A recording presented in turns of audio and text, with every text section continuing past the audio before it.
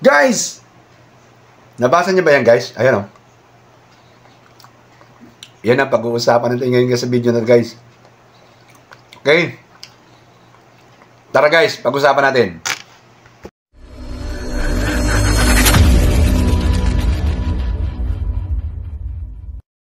Alright guys! Welcome sa Riddles TV. 14 years more or less bilang security officer, security guard. May comment tayo natanggap guys sa ating mga iilan na mga viewers. Pero bago ang lahat guys, baka magtaka kayo guys na medyo yung mga katadalaw lang, hindi pa ako kilala. Kukunti pa lang kasi ang followers ko, yung tinatawag na subscriber ko. So hindi pa lahat alam kung bakit ganito ang pormahan natin. Baka isipin nyo na officer ba to? Security guard ba to? Ba't ganun ang pormahan ng mga yan? Kasi po ako ay retired na po ako sa pag-duty. Ito nga po ang pinagyayabang ko sana sa aking mga video na paano ba mag-retire ng maaga at maging self-employed ang isang security guard. Since wala namang nagiging interesado doon, so sa ibang topic na lang tayo. Pero hindi na po ako active guys ha, baka isipin nyo active. Kaya medyo mahaba na book natin at may mga model-model na tayong ginagawa sa sarili. Anyway guys, kung bago kayo sa channel ko guys at ngayon ka lang nadalaw at ikaw ay isang security guard o kaya mag-a-apply pa ng security guard o asawa ng security guard o pinsan ng security guard at gusto nyong maging knowledgeable kayo regarding security guard guys, kung may mga katanungan kayo at hindi nyo alam, gusto nyo malaman, dalawin lang po yung channel na yan. Ayan. Yan channel lang guys ay matatagpuan nyo siyempre sa YouTube. Pindutin nyo po yung playlist dyan guys. Pagkatapos yung pindutin ng playlist, lalabas yan. Ayan. Ayan o, yung security guard matters. Marami tayong video dyan guys. Yun diba? Pero guys, kung gusto ninyong ma-entertain, marami kayong malalaman din. Marami din tayong video guys na regarding sa, alam mo na, ma-entertain kayo at matutunan din nyo sa tungkol sa life. Okay ba? So, yan guys, dalawin lang ninyo, wala namang bayad yan guys. Pipindutin lang ninyo, panonorin lang ninyo kung libre kayo sa oras. At, ang pakiusap ko lang guys, ay mapanood nyo yung mga patalastas na dumadaan sa video guys. Huwag nyo naman i-skip guys. Para lang ma-reward naman nyo ako, kahit isang kape man lang. Makatikim man lang tayo. Okay guys? So, tara, puntahan na natin yung ating topic. Okay guys, basahin muna natin yung kanyang, ayan, yung kanyang comment. Sabi niya, sir, paano ba gumawa ng abandoned post report? So, sinagot ko siya. Sabi ko, sim lang naman sa spot report, may video na po ako dyan. Yung tinutukoy itong video na yan, guys. Yung video na yan, sa report.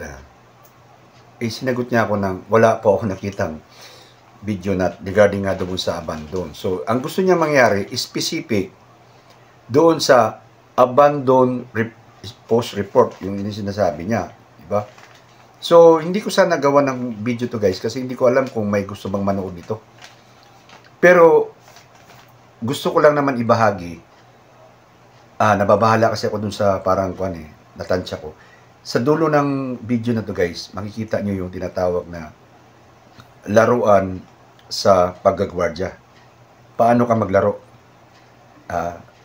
Kasi parang nakikita ko to, So, abangan nyo yung pinakadulo guys. Isasabi ko lang. Sa ngayon lang guys, pagbibigyan natin yung kanyang gustong malaman. So, tansya ko rito, tansya lang sir kung siguro manonood ka sa video na to, yung nag-comment, hindi ko alam ang sitwasyon, pero tinatansya ko lang base sa yung comment, tinatansya ko lang, may gusto kang i-report na kasama, kasi abandoned post report May gusto kang i-report, tapos gusto mo siyang gawan ng report siguro, gusto mo yung ganun na sistema. Yun lang tansya ko sir So, anyway, sa yung kaalaman sir, para sa iyong kaalaman, wala tayong ganung report na abandon post report. Wala po. Ang abandoning po ay isa pong violation sa ng gwardiya. Abandoning, yung EOR mo, inalisan mo. Inalisan mo siya, abandoning yun. Bakit violation yun? Umalis ka lang naman. Kasi ang gwardiya, kaya nga nagbabantay tayo Once na malingat ka lang ng segundo, guys, maraming mangyayari, alisan mo pa kaya. So, violation yun. So, wala tayong report na abandoned post report, wala. Kunwari, ito, tulad yan, tinansya ko na may gusto siyang i-report na kasama. Nakasama siguro, may kasama siyang gustong i-report. Kaya gusto niyang malaman kung paano magawa ng abandoned post report. Diba? So, ito yung nakikita kong senaryo, bakit siya nagtanong ng yung abandoned post report. So, wala tayong report na ganong report. Kung mayroon kang i-report na kasama dahil nakita mong nag-umalis siya, ang i-report mo lang, ang ibibigay mo lang report ay information report sa officer mo. Pero walang abandoned post report. Kasi pag nag-abandoning yung isang gwardiya, violation yun. So, ang ibibigay sa kanya, violation report. You are hereby to submit explanation regarding your act around ganito. You are leaving your post without any proper reliever, ganon, So, violation report yun, guys. Pero kung ikaw, gusto mo mag-report sa kasama mo, gusto mo siya i-report kasi nga nakita mo siyang inalisan niya, bigyan mo lang, magawa ka lang ng information report. So, ito, gagawin na lang natin. Anyway, yung format ng report, guys, ay ginawa ko na yan. Binigay ko na yan sa redundant masyado kung ibalik-balik na lang natin. Panoorin na lang yung video na yan, ayan, regarding sa format, yung headings, for, from, subject, from, through, for, through, from, ganon dito sa may mga format ng report. Didiretso na lang tayo sa body of the report, yung pinaka-senaryo. Kasi lahat ng report, guys, na gagawin nyo, ay isa lang ang forma niyan. Present dapat yung 5W and 1H. H. 1H. Kailangan palaging kuwan yun. Present yung 5 na yon, yung W at saka H. Palaging present yon sa report. So, kaya nga sinagot ko siya na same format lang. So, ito bibigyan ko lang kayo ng senaryo para malaman lang ninyo. Malaman lang niyo kung paano maggawa ng kasama mo na kuwan. Gumawa ako ng format, pero in playing safe, kasi mayroon nga akong ibibigay sa inyo na kaalaman sa dulo ng report na to. Okay? So, playing safe lang tayo. So, ito, ibigay ko sa inyo. Ayan.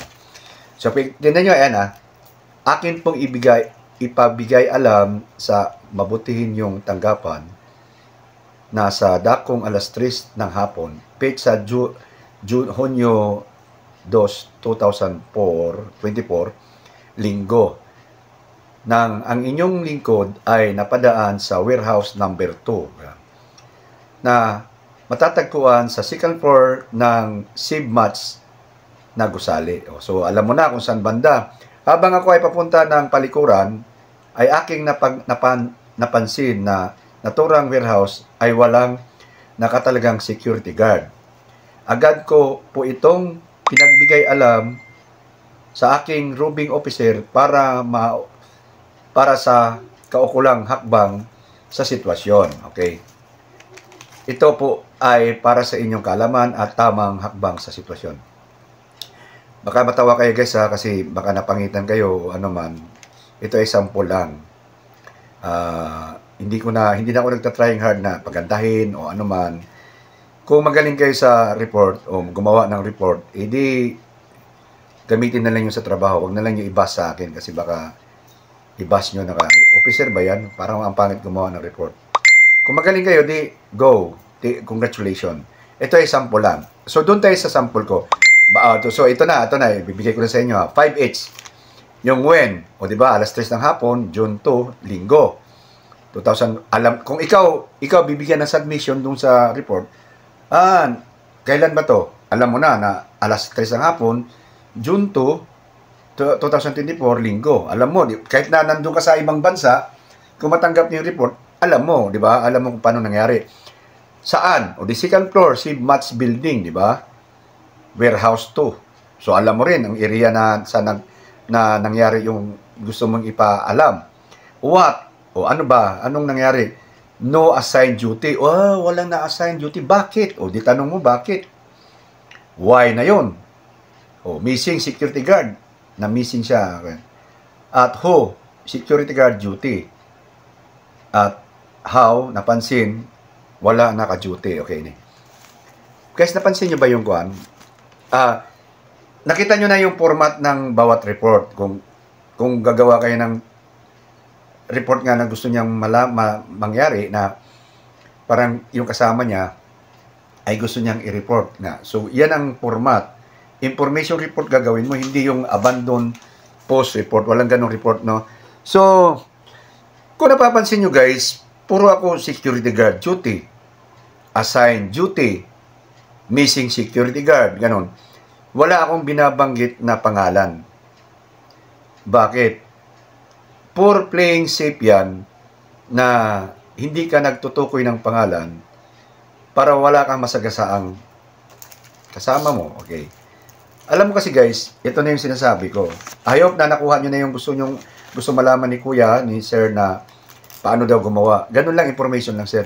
Pero gusto ko lang i-remind sa inyo na ang trabaho ng gwardiya ay supposed to be dapat, kumbaga, para maging maayos yung takbo ng duty mo, ay dapat marunong kang tinatawag na mind your own business.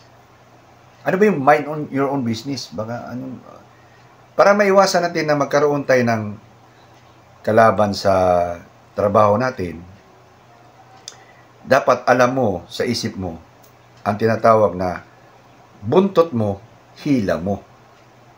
Ganito kasi yan guys eh. Kunwari, ikaw naka-duty ka. Kaya ka nilagay dyan sa duty mo dahil may EOR ka. EOR, Area of Responsibility. Yun yung dapat i-focus mo sa trabaho mo. Hindi yung pupunta ka sa paligid at papansinin mo yung mga kasama mo para i-report mo. Ay, siya umalis. Ay, siya kumain. Ay, siya. Naghahanap ka ng violation sa kasama mo. Di ba? Naghahanap ka ng violation. Ang mapapala mo dyan ay kaaway sa trabaho mo. Kasi naging kuwan ka eh. Nagiging fault finder ka sa iba mong kasama.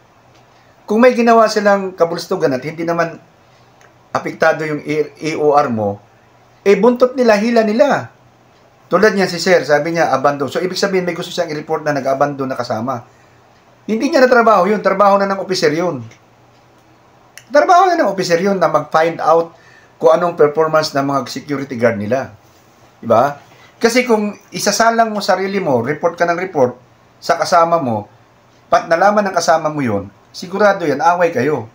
Mag-abangan kayo sa labas, sira ulo kang kasama ka. Ganun. Ano bang kuwan mo? Ganun. Away kayo. Maaari magpatayan pa kayo. Excuse me for the word. Kasi dapat, kung tayo mga security guard, kaya nga sabi ko, wala akong binanggit ng pangalan sa report na ginawa ko para to make, to show na ikaw ay wala kang gustong tamaan na tao. Diba? Napadaan ka, concerned ka lang doon sa warehouse na nadaanan mo kasi nga sa kampanya niyo na walang taong gusto mo lang inform sa security officer, sir, wala po na-detail dito, sir.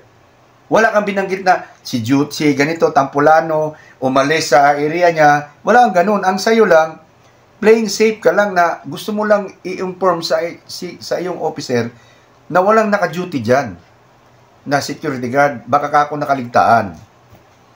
Diba? So, wala kang binanggit, wala kang tinira. Nag-playing safe ka sa report mo. Nin-inform mo lang na walang naka-duty doon. Pero totoo, may naka-duty doon, umalis, inabundo na yung lugar. Di ba? So, tayo mga gwardiya, huwag natin pansinin ang iba nating kasama. Mind your own business pag nagtrabaho ka sa gwardiya. Basta importante, ang duty mo, pansinin mo lang yung duty mo, na walang masamang kuwan doon sa duty mo. Kasi yung trabaho na nag-observe, nag-supervise, ay trabaho na ng officer yun. Maliban lang kung tanungin ka, Kunwari, ano ba napansin mo? Kunwari, may mga insidente kuan. Ay sir, napansin ko po. O kaya, mailagbok mo na pumunta si ganito diyan. Basta yung activity na kunwari napansin mong umalis, 'di ba? Napansin mong umalis. So wag mo na siguro wag mo na sigurong i-report. Parang kung gusto mong talagang i-monitor yung kasama mo dahil medyo pasaway, ilagbook mo na lang. Ganito ang pag-save ng logbook, guys, ha. Kunwari, nakapansin ka sa kasama yung kunwari tapat ng EOR mo o kaya tanaw mo, bali na tanaw mo. Sus, umaalis siya. O di SG Tampulano buy foods. O kaya SG Tampulano live for foods. O, di ba? So, hindi mo tinira siya na umalis siya. Alam sabihin mo, SG Tampulano abandon his post. Iba yun, maanghang yun. Pero sabihin mo lang, simple lang, SG Tampulano live for buying foods. So, minonitor mo lang kasi para in case na tanungin ka, anong oras ba umalis to, mayroon kang nailagay na note. Pero sa totoo lang, ako, dati kung nag-duty ako, bahala ka sa buhay mo dyan. Buntot mo, hila mo. Violation mo. Basta hindi ka lang apektado sa ginawa niya. Maliban lang kung tandem kayong dalawa. Tapos inalis-alisan ka, tapos busy yung area mo, hindi mo na nakayang kontrolin yung area mo, kailangan talaga nakalagbok yun. Anong purpose niya, bakit siya umalis? Di ba? Pero kung ang kasama mo naman, may kasama kasi kami dating babaeng ganun eh. Yung mata niya parang mangtas eh. Mangtas ba sa Bisaya? Parang terror ang mata niya. Walang ibang ginawa, kundi pansinin niyo mga kasama. Kung anong mga kuwan. Anong mga galawan ng mga kasama. So, ang mga kasama tuloy, kami mga kasama niya, nangingilag sa kanya na parang walang gustong sumama, tumabi o anuman. Kasi nga, parang gusto niya mangyari na siya yung papansin. Siguro gusto niya magpabilib. Gusto niya siguro maging officer din. Pero mali yung guys. Mali yung bilang kuhan. Malayo na ako sa punto nung sinabi nung kuhan na paano gumawa ng report ha. Kaya ko lang sinigwe ito. Kasi kuhanin eh. Gagawin mo to sa duty mo na mag-report ka ng mag-report sa kasama mo. Ha? Kung gwardiya tayo, may your own EOR. Yun lang yun. Pero nun sa tanong ni Kuya na paano gumawa ng abandoned post report, wala pong ganong report. Kung gusto mong i-report yung kasama mo, dahil nag-abandon na siya, i-report mo sa officer mo, gumawa ka lang ng information report, ganun ang format. So kahit anong report ang gagawin mo, same format lang yan. I-present mo lang yung 5 Ws and 1 H na yan, maintindihan na nila yan, at yun, ganun lang. Hindi yung talagang yung tinatawag na yung natulog siya, sleeping post report ang gagawin mo. Hindi ganun. Walang ganun. Ang sleeping yung post, violation yon. So kung ikaw officer, violation report ibigay mo. Diba? Abandoning of post, violation report. Ngayon, ikaw naman ang kasama, gusto mo mag-report ng natutulog yung kasama mo, dahil natutulog, di gawan mo ng information report. Please be informed that SG ganito, the same, 5 Ws and 1 H pa rin ang ikukuhaan mo. So, I hope guys na makuha nyo na kaya ko sinigwi lang yung tinatawag na i-report mo yung kasama mo habang nagjo-duty ka, ay medyo pangit po yun sa trabaho ng gwardiya kasi hindi ka magkakaroon ng tinatawag na peace of mind habang nagjo-duty ka. Kasi bakit? Hindi mo alam yung mga taong kasama mo na ginagawan mo ng report na hindi mo naman trabaho dapat. Ang trabaho ng officer yon, hindi trabaho mo. Na i-report mo yung kasama mo dahil nakita mong may violations ang ginawa. Basta hindi na naka-apekto sa EOR mo, buntot niya, hila niya. Okay guys, buntot niya, hila niya para wag nating ugaliin na i-report natin yung kasama natin kasi una-una magkaka-earn ka ng kaaway sa trabaho mo. At hindi mo rin alam kung anong attitude yung kasama mo. Baka naiwan na ng asawa yan, magulo na buhay yan, at miserable na yan, at ikaw ay matino pa buhay mo, gumagawa ka ng kinabukasan mo, madadamay ka dahil gusto mo lang sabihin na nagmalasakit ako sa trabaho ko kaya ako ni-report. Hindi, ganun. Wag. Magtrabaho ka lang, mag-duty ka lang sa sarili mong EOR. Pag hindi ginalaw yung EOR mo, maayos yung EOR mo, uwi kang tama, okay na. Yun siya, hindi siya nag-perform ng mabuti. Paalis-alis siya, tutulog-tulog siya sa duty niya, buntot niya, hila niya. Okay? So I hope na naintindihan natin guys, at pasensya na, sinigway ko lang kasi doon ako nagbigay ng konting tinatawag na alala na baka gawin na i-report mo yung mga kasama mo dahil may nakita kang violation. Babayaan mo yung mga officer na makapag-notice noon at saka mo siya bigyan ng parusa. So hindi ko rin alam kung si kuya ay isang officer ba o isang ordinary. Kung officer ka sir, na nagtanong sa akin, wala po tayong abandon post report.